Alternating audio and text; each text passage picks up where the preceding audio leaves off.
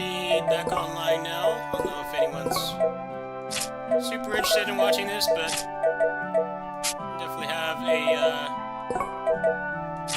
changed philosophy with this channel.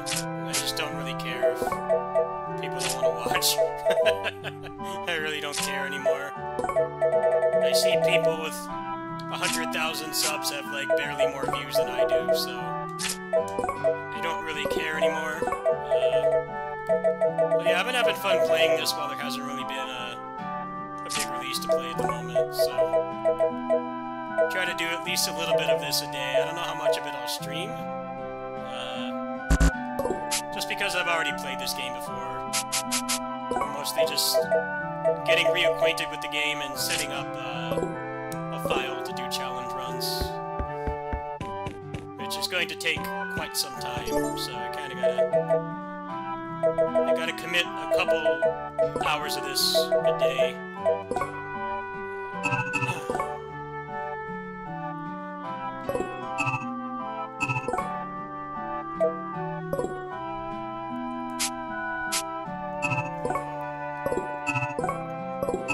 Probably only going to do a little bit of this tonight. In other words, don't get comfy. Should probably get to bed soon, but definitely getting this set up a lot faster than before. I was having problems getting this to work properly before. So it's always a win.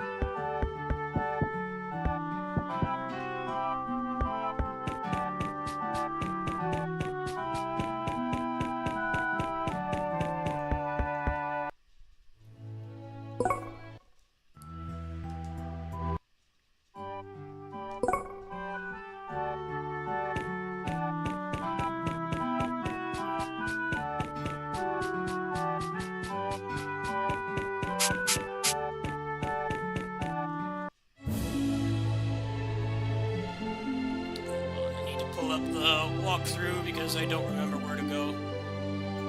I'm skipping all the story, obviously.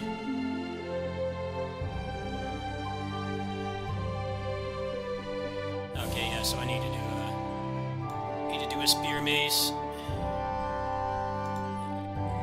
Change my setup here a little bit.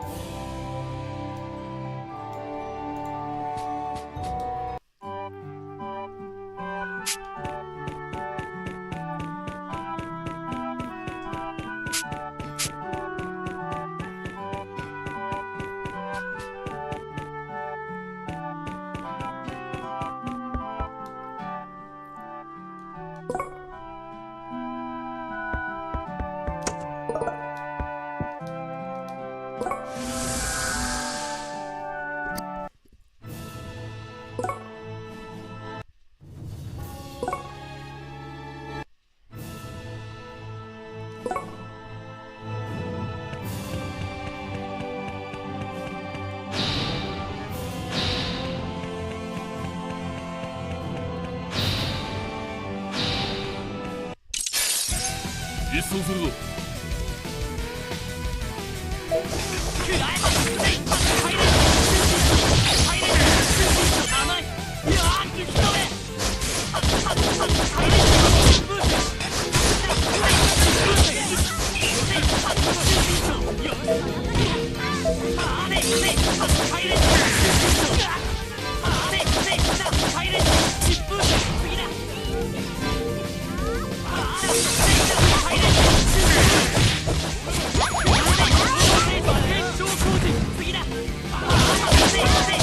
ここまでだ。悪党ども。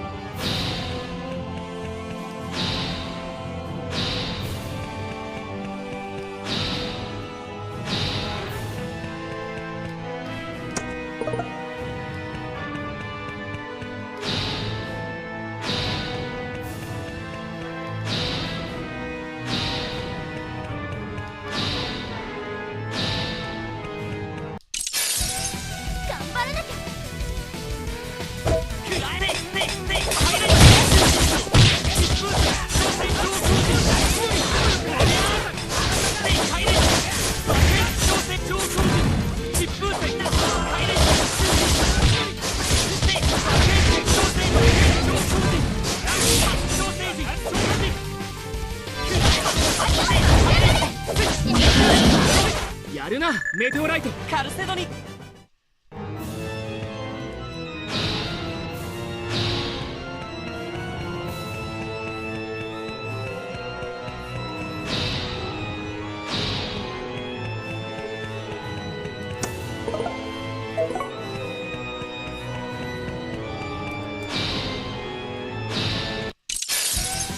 かってきなさい、ゼロブ。くらえ。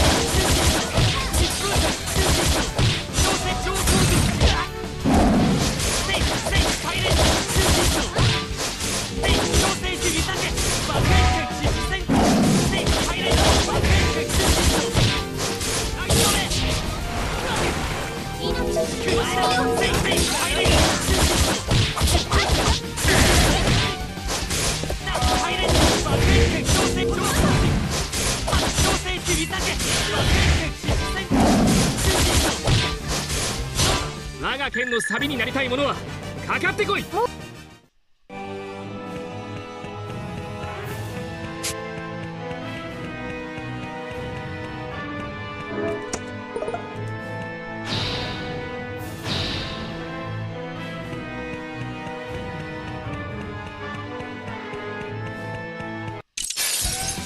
ゼラム。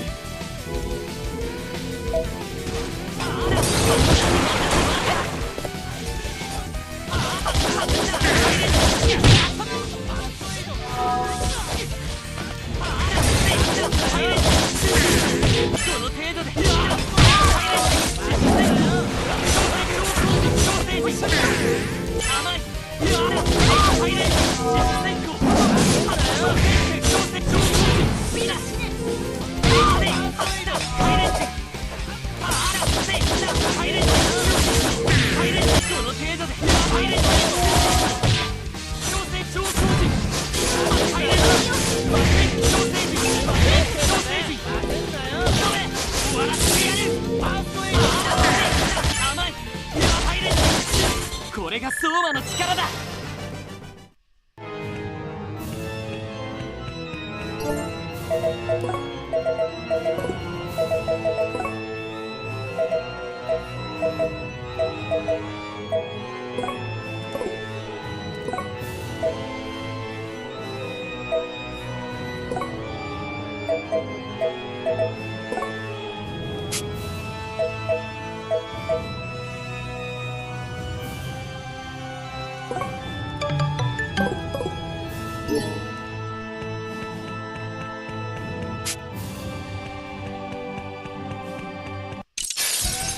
邪魔すんなら容赦しねえ。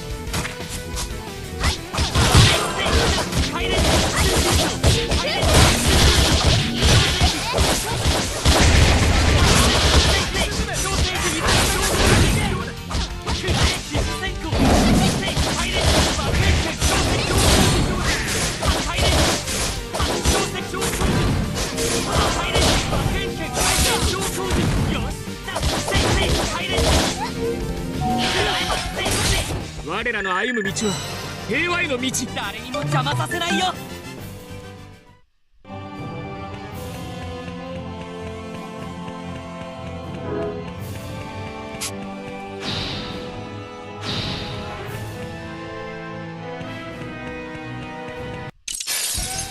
行くぞ。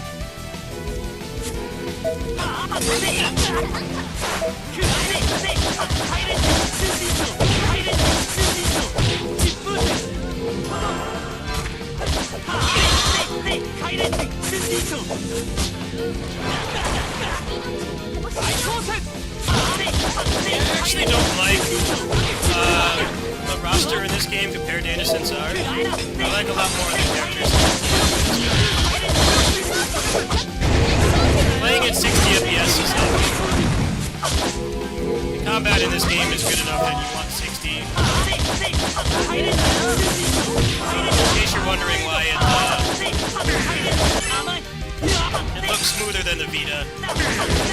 I'm using frame generation running at 60 FPS because I actually have a bounty. I have a bounty to get somebody to make a mod for this run at 60, but because of the emulator is not capable of running like cheats or anything right now, it can't actually happen. So this is alternative. It's not perfect, but gets the job done. I played through Innocence R last week, most of which I didn't stream, but I streamed a couple hours of it. And, I really noticed any input lag. Eventually this game will run at 60 FPS most likely, but right now the problem is the emulator doesn't really have a lot of functionality.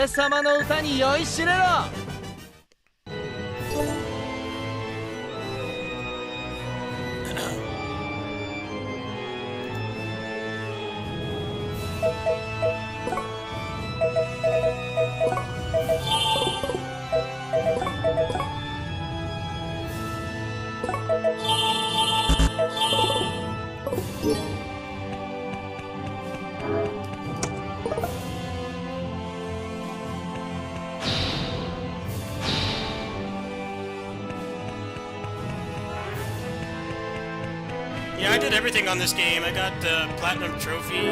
I did like half of a challenge run. I did everything on this game. I just didn't want to play it again at 30 FPS because my eyes are too used to 60 now. 60 and above. Even 60 starts to make my eyes freak out. So I wasn't really down to play again without 60. But like I said, until this emulator gets like cheat support and debugging and stuff, a native 60 FPS mod is not going to happen. It's just not technically possible right now. So this is a good alternative. But obviously you need a pretty decent computer, so it's not really a flawless solution. I've just been gaming at like 120 and 144 for a really long time, so my eyes really hate me when I play 30 FPS stuff. My eyes actively protest and get very mad at me when I play 30 FPS games, so I gotta prioritize my physical health.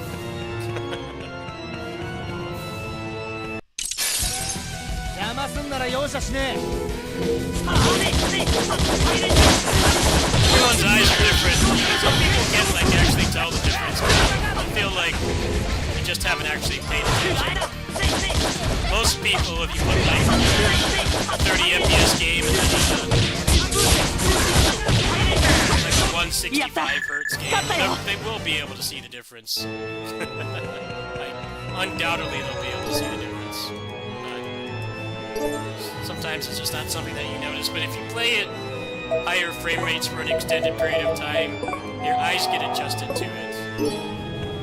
Especially because, like, 120 and higher is, like, more what our actual eyes see.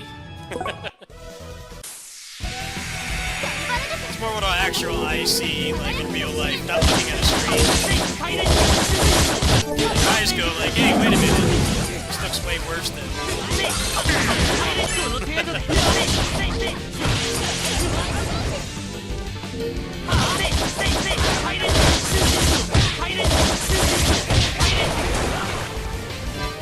Aiming at high frame rates is a blessing and a curse.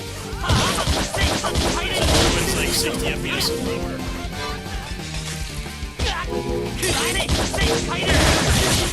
We are getting, there's a small amount of games on new consoles that actually have 120 FPS support.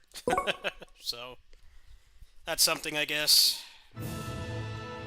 It's a very small amount of games, though, and mostly things people aren't like majorly interested in, like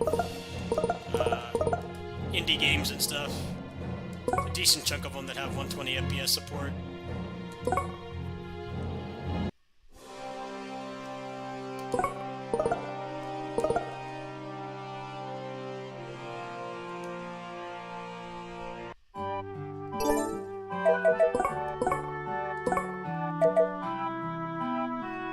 Yen Shosen, hell yeah!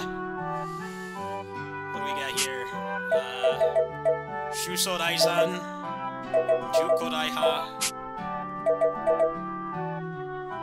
Forget what that one is. Oh, there it is, Seijinzeppa.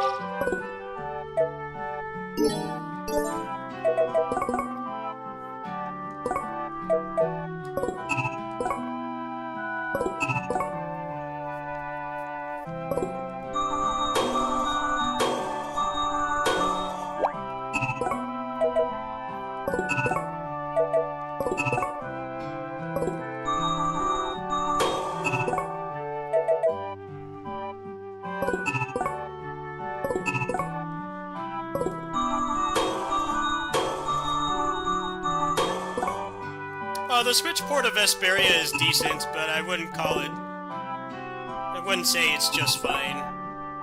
It's better now. It's better than it was, but it had some really fatal flaws that they kind of fixed, but basically, with that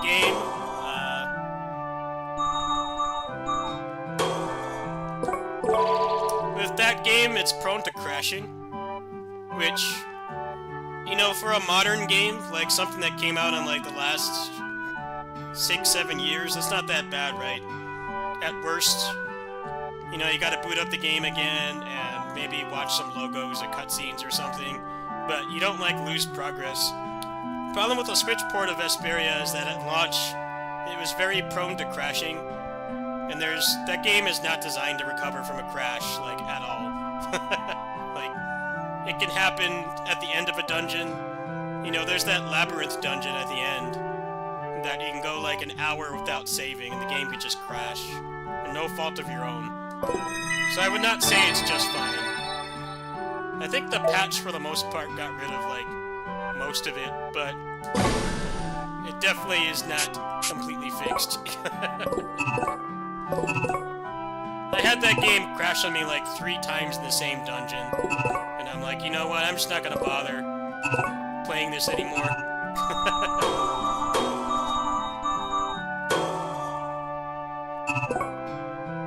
I don't know how they shipped that game the way it was, because it was happening to a lot of people. It was relatively common to have it just decide that it doesn't want to function as advertised and just crash.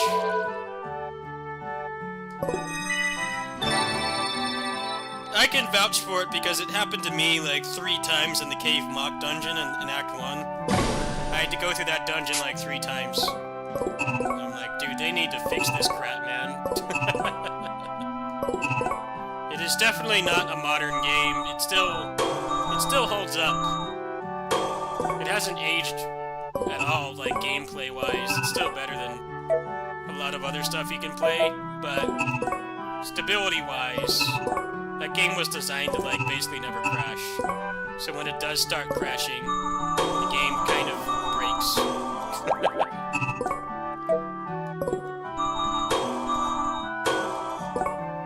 What that also means is that the physical version is kind of useless because you need the patch for that game for it to be even remotely stable.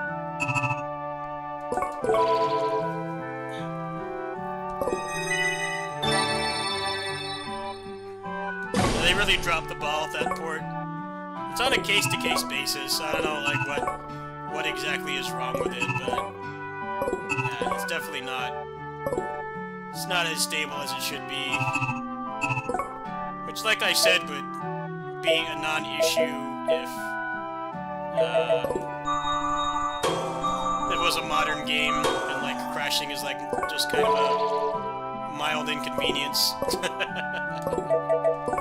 Yeah, I lost like 20-30 minutes of progress numerous times, so...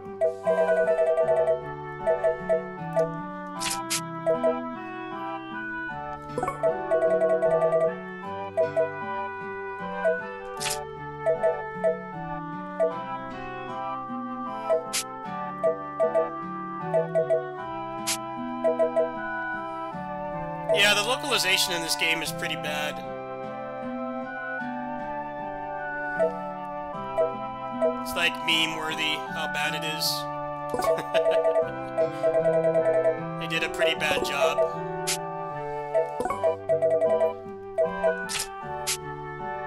At least we got it. At least they brought it over.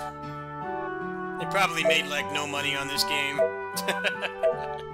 Like completely no money whatsoever. I can't imagine they made much of a profit, but on the other hand, they spent like nothing on the localization. They didn't dub the game for one, and then like the localization is very low quality. So, but then again, I talk about this over and over. I'm sorry if you've heard this before, but Bamco does not do things with this game that make sense. So. They don't do things with Tales that make sense. Like, you can't even buy this game anymore. It got delisted a couple months back. They delisted it off... They delisted this, they delisted Grace's F, Zelia 1 and 2, Symphonia Chronicles as well. All those games got delisted. You cannot legally buy them anymore except secondhand. Which would make sense if there was like an actual port that was coming for like an evergreen platform like PC or Steam Deck, but no. He just completely removed any legal means of playing the game outside of secondhand sales, which they obviously don't make any money off of. You're just lining some other guy's pockets.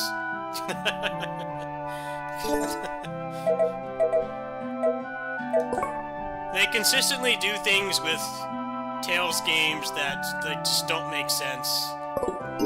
Like, if you're going to delist the games, then why don't you put them up legally, you know, on PC or something? But no, they don't do that. I actually have a legal copy of this game. I also have a legal copy of Innocence R and Zelia 2, so most of the games that they delisted, I have a legal physical option, but a lot of people don't. And basically your option is to either pirate the game or don't play it, which is a shit situation to be in. You should have the option of getting the game legally, but they like to do things that don't make sense. Let's just remove any legal means of buying this game, and then not make a replacement. Which is like normally why they delist stuff. If there's like no like rights issues. It is possible that, you know, because they do use music from actual bands for the intros, the opening intros for these games.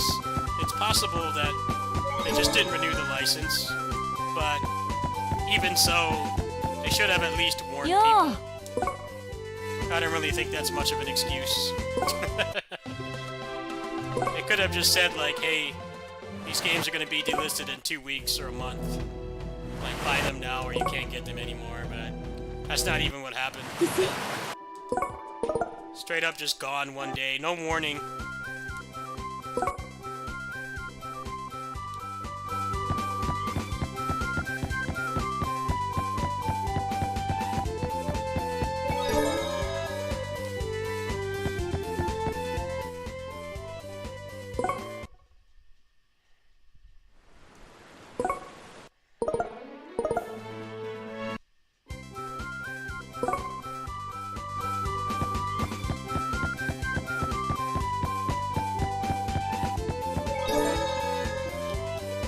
Yeah, the Switch version crashing is on a case-to-case basis, but it's definitely a major issue because the game is not designed to recover from a crash. There's gameplay portions of that game where you can go over an hour without being able to save. And like lots of grinding and stuff that you can do, and it can just kind of crash and say, you know, you didn't actually do all that. You gotta turn the game on and do it again. It might depend on when you played it.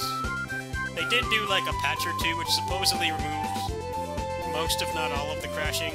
But at launch, it was a disaster. I can vouch for it because it happened for me like 3 times. And it turned me off playing the Switch version. I actually gave my Switch copy to somebody. But now I have it on Steam Deck with mods, so I don't really... not really too worried about it.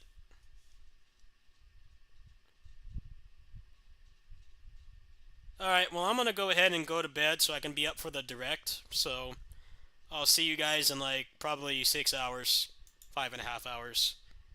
Good night, everybody.